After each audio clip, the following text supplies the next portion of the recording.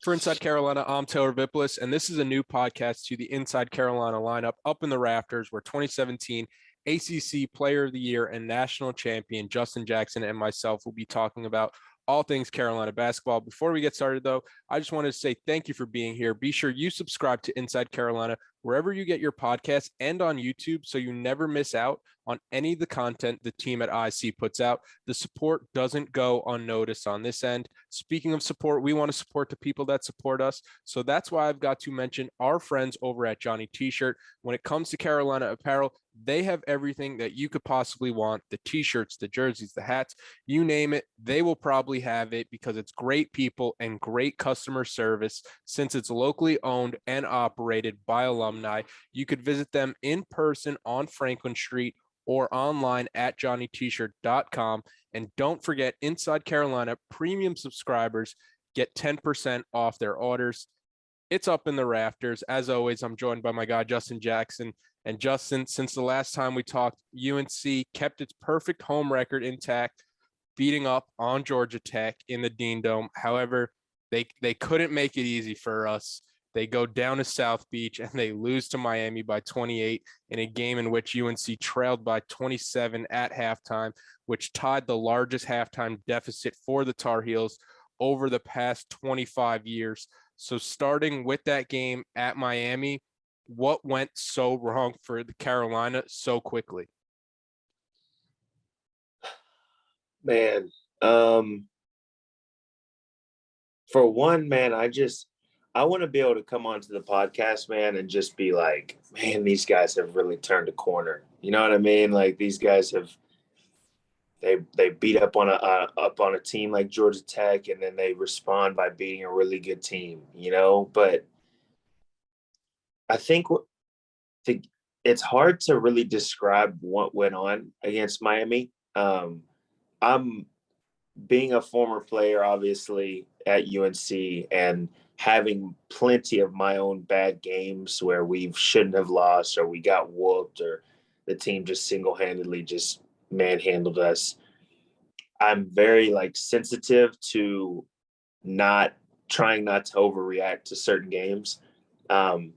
But the game against Miami just played harder. They just played more physical. They just executed better. Like they just came out like they were supposed to win, and UNC never really responded to it.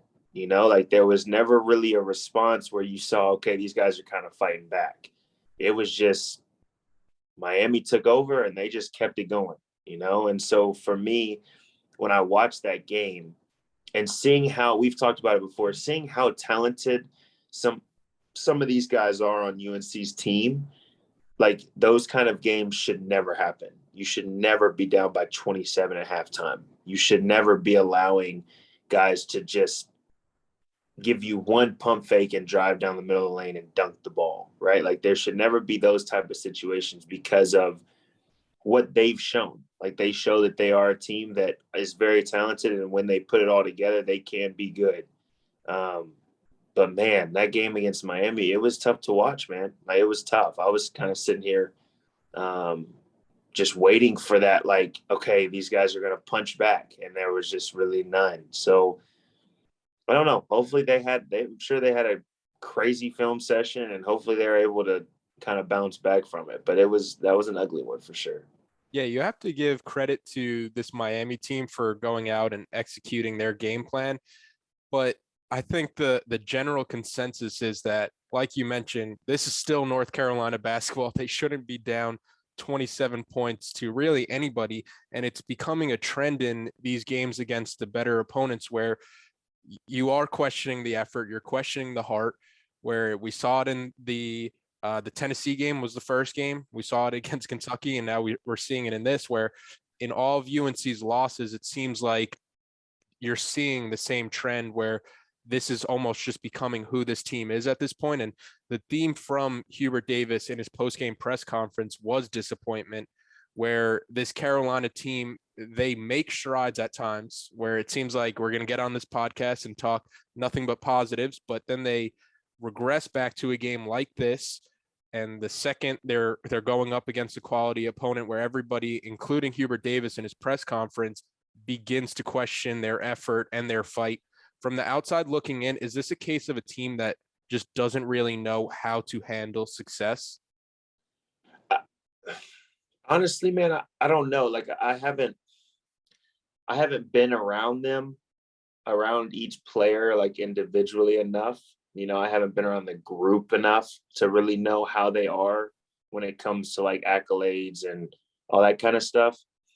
I think what you did see against Miami was they did get very comfortable beating you know, a Georgia Tech team that is, I wouldn't say, you know, necessarily a bad team, but they're not a, you know, top ACC team right now.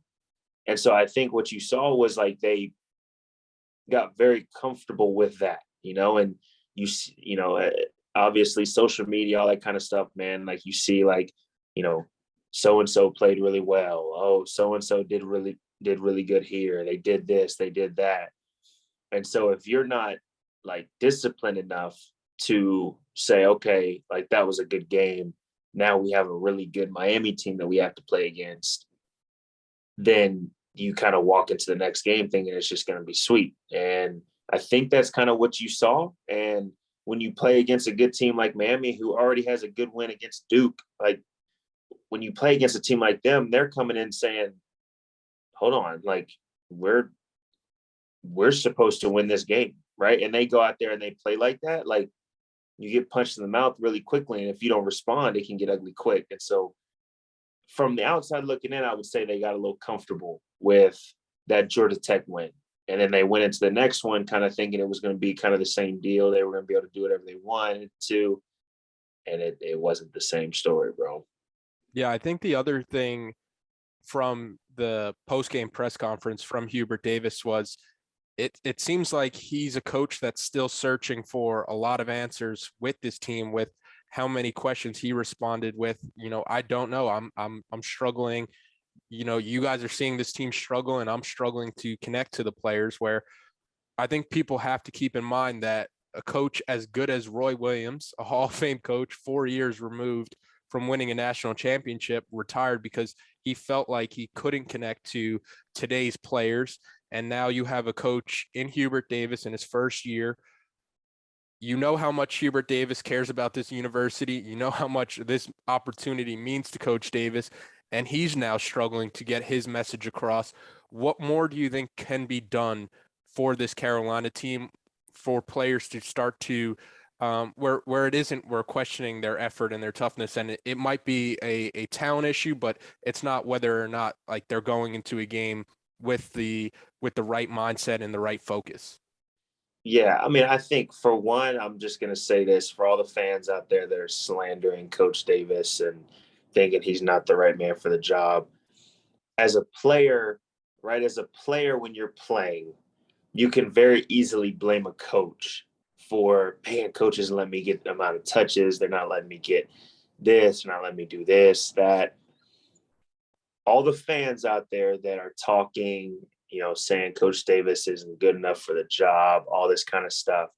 A coach can only take a team so far, right? Like when you look at a Hall of Famer like Coach Williams, right? He set his players up perfectly. He got them into the situations for success. But when you look at his teams, when they were on the floor, actually went out there and did it, right? Like they were, you look at the 2005 team, that team was crazy talented, right? But when they got onto the floor, you never questioned like, man, like they're not really giving that much effort. You know, they still had their bad games, but it wasn't what you never were sitting there like after this game against Miami. You were never sitting there like, man, how in the world, where do they go from here? You know, you never were sitting there doing that. And so I think what you're seeing is Coach Davis, obviously it's his first year, right? It's a lot of learning curves. But what you're seeing is like the players themselves aren't doing what they're supposed to be doing on the court.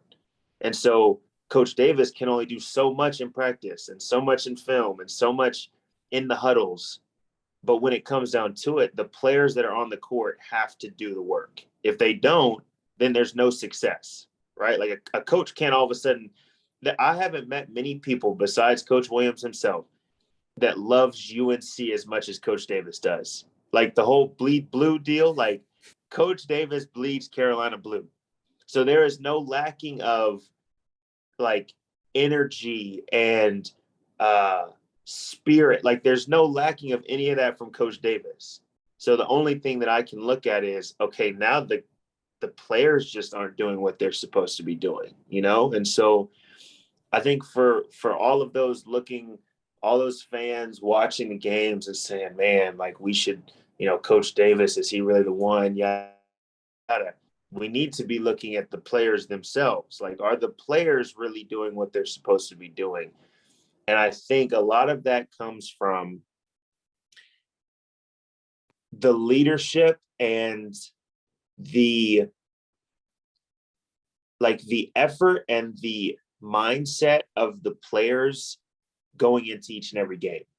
I don't know if they've necessarily kept the same mindset. One thing that I will say about my teams when I was at UNC, we always had a collective group that was able to go into each and every game with the same mindset. We still had our bad games. There were still games when we didn't do what we were supposed to do, but we were able to go into a game saying, okay, this is the game that we are ready for today, right? Like the coach would always say, this is the most important game because it's today's game.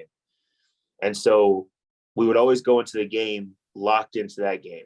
I don't know necessarily if these players are going into each and every game locked in as much as they should be. And so then the whole entire thing, when you have a bad game like this, then it's like you start questioning this and that and this and that. And I think the players themselves have to take a look, whether it's at film, whether it's at just looking at themselves and saying, okay, what can I do better? Because there's got to be more accountability within the players, not just from the coaches and that kind of stuff.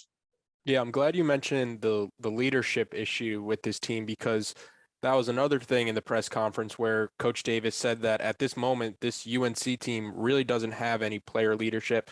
And in order to be a good team, you have to have that leadership and somebody outside of the coaching staff that's holding players accountable. From your experience, what makes a player a great leader, and how do you earn that respect in the locker room to have that kind of voice?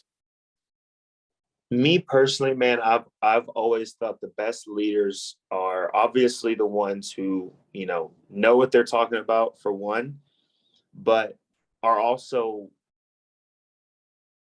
always showing it, whether it's in practice, before practice, after practice, in games, in film sessions, in the locker room. Like I always thought that the best leaders were the ones that led by example, you know? And so for me, like when I think about like my teams, somebody like a Marcus, he was somebody that wasn't necessarily afraid to say something to you, but you also always knew he was going to give his all, whether it was in practice or getting extra work in or in a game. Like you knew he was going to put everything he had out there.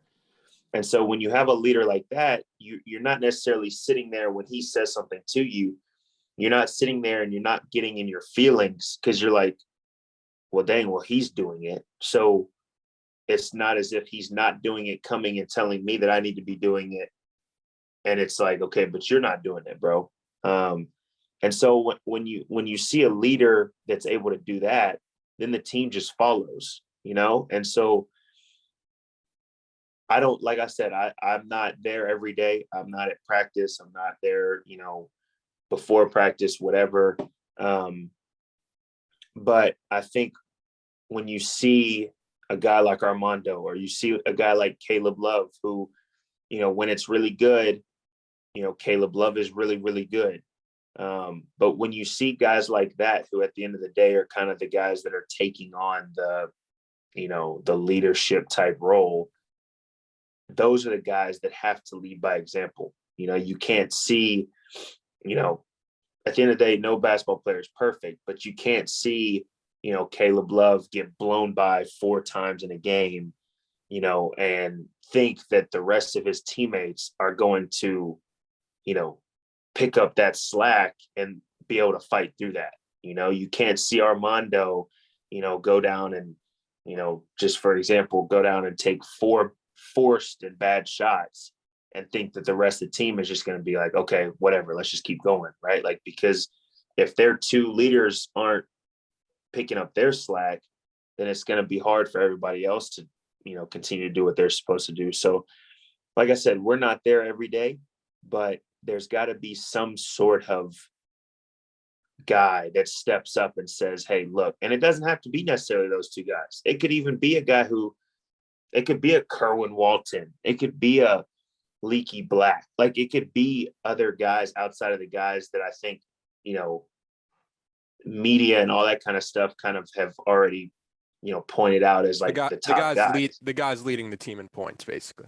Yeah, you know what I'm saying? So it's got to be somebody to step up and say, guys, look, like, we're way too good to be losing games like this. Like, we're way too talented for this. Like, Coach Davis, from my experience with Coach Davis is a great players coach. Like, his connection with players, I don't know if it's because he's played before. I don't know if it's just kind of the type of person he is.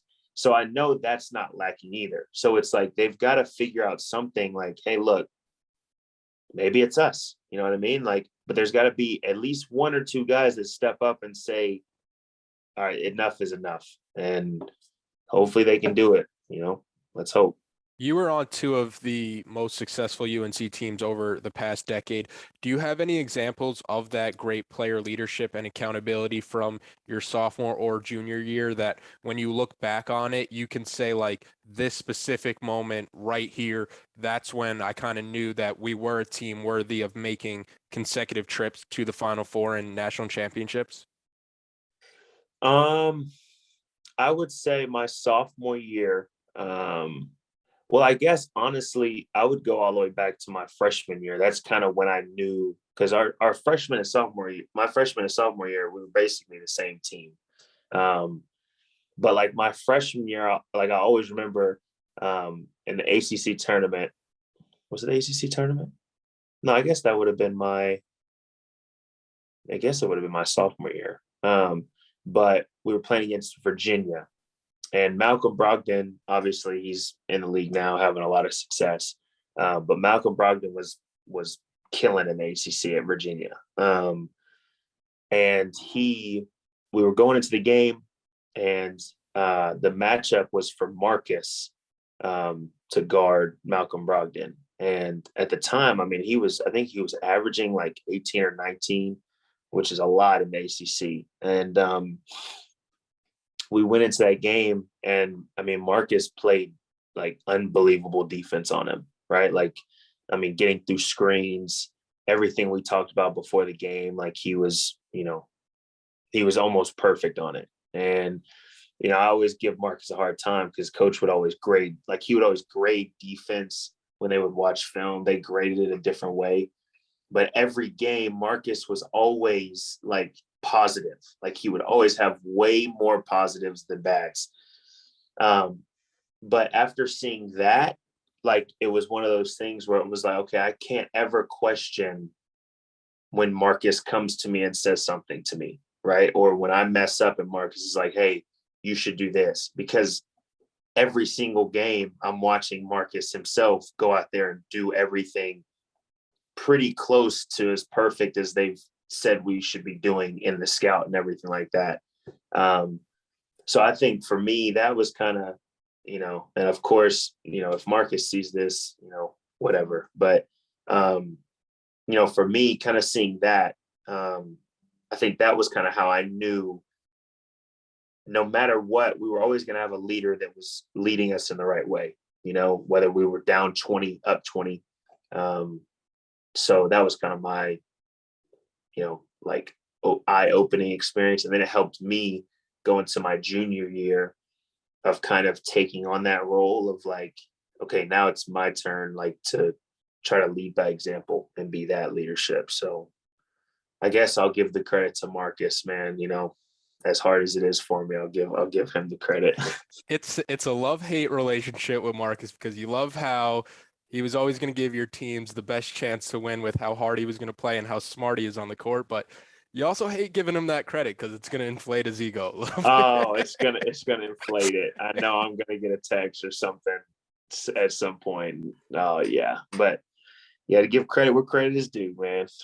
Not only were you guys ridiculously talented going into your junior season, but you guys just seem to have a different mindset where heading into that year, you would not be denied getting what you guys felt was yours in that national title. Yet every year, every team goes into a season with the thought of winning that same title. What do you think it was that separated your team besides just going the previous year? I think, to be honest, man, it was like that whole off season. Obviously you have more fuel in the tank coming off of a loss in the national championship. But I mean, we lost Marcus, we lost Bryce, we lost Joel. Who else did we lose? Those are the three seniors, I think.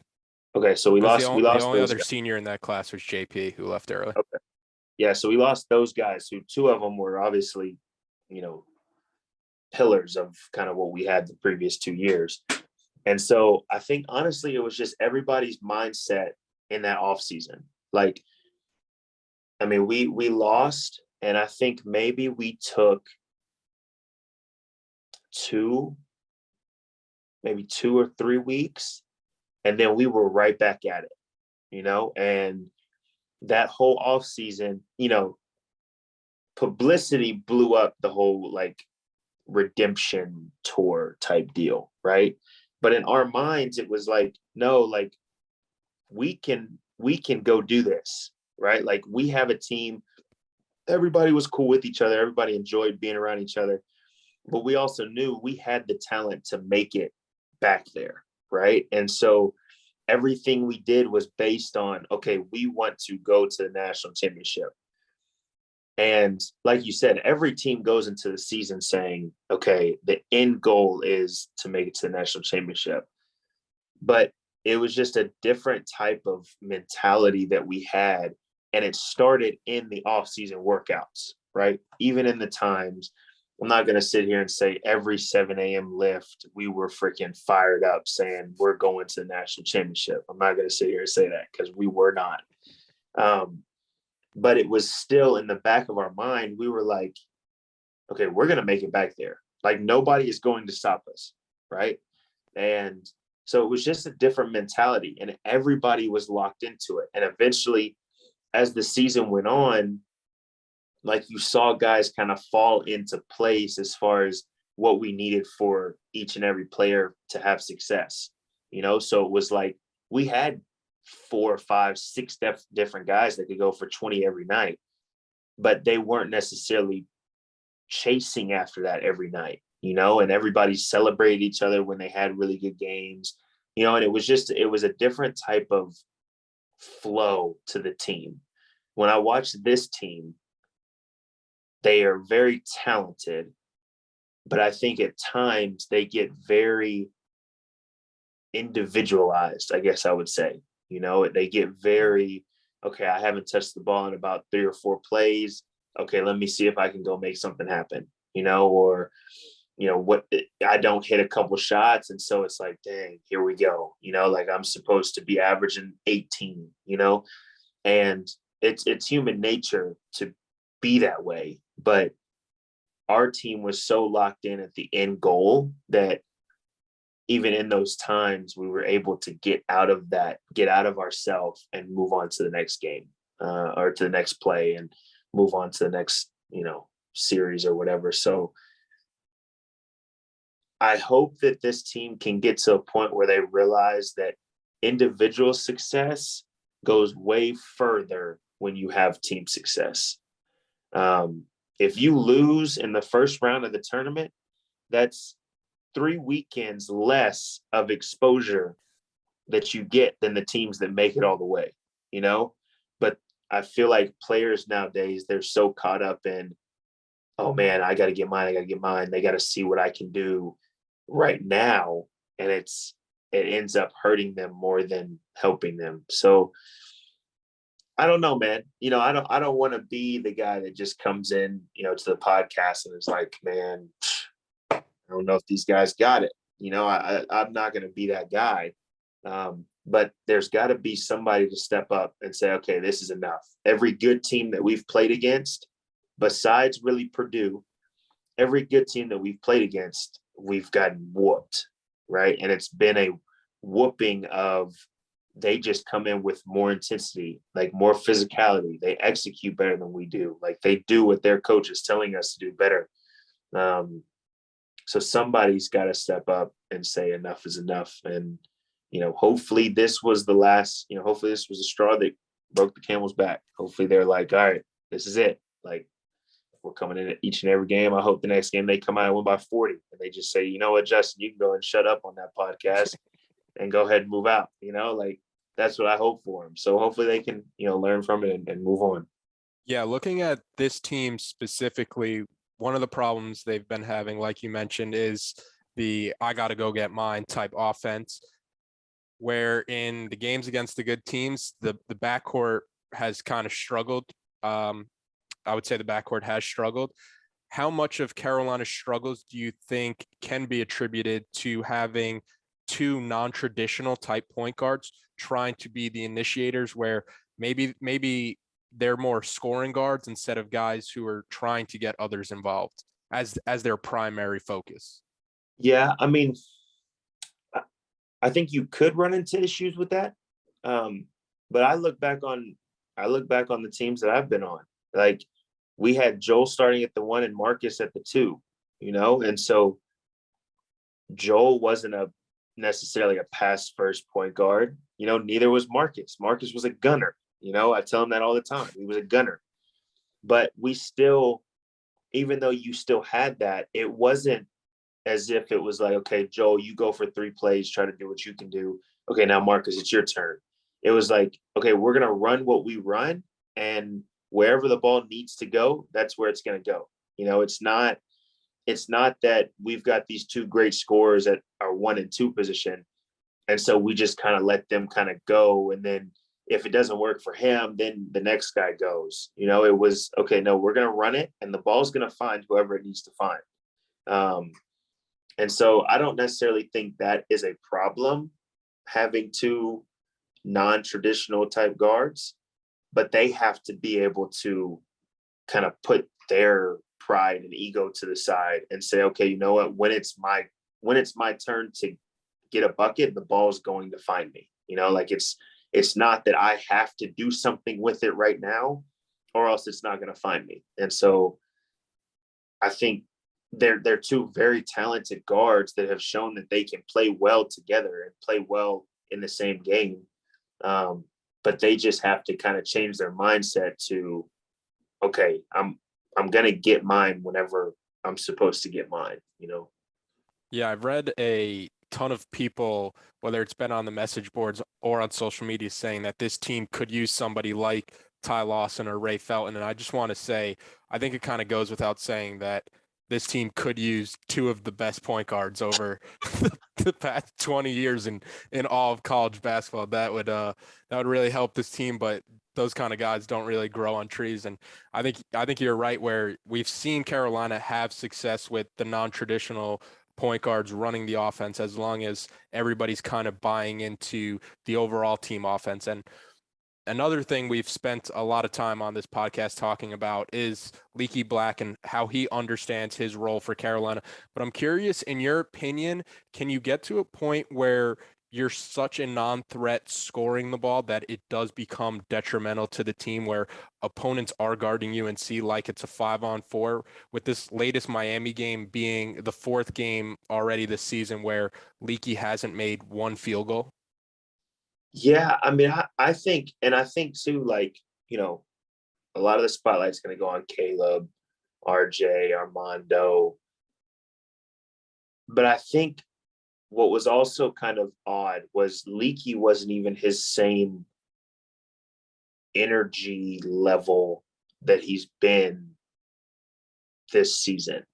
Like there was plays defensively where guys kind of drove right past him, or there was a missed assignment defensively. And then you see offensively, like, even though you might not be a catch and shoot threat or, necessarily an offensive threat that the other team is like scouting against, you can still cause issues offensively. Like you can still be a great cutter. You can still be a great offensive rebounder. Like you can still be a great screener. Like there's still things that you can still do to still cause issues on offense.